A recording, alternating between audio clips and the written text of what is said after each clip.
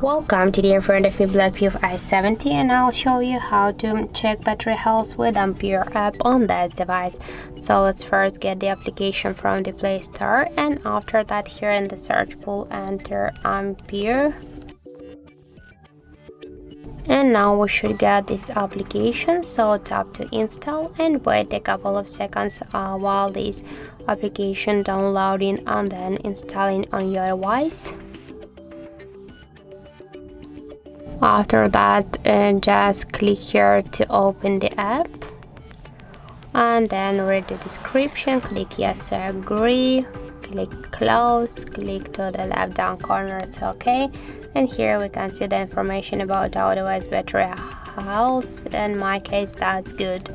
Also we can see here another information like the device battery, temperature, level, capacity, Android version, device model, and more other info. So that's it. Thank you for watching, and if you find this video helpful, don't forget to leave a like, comment, and to subscribe our channel.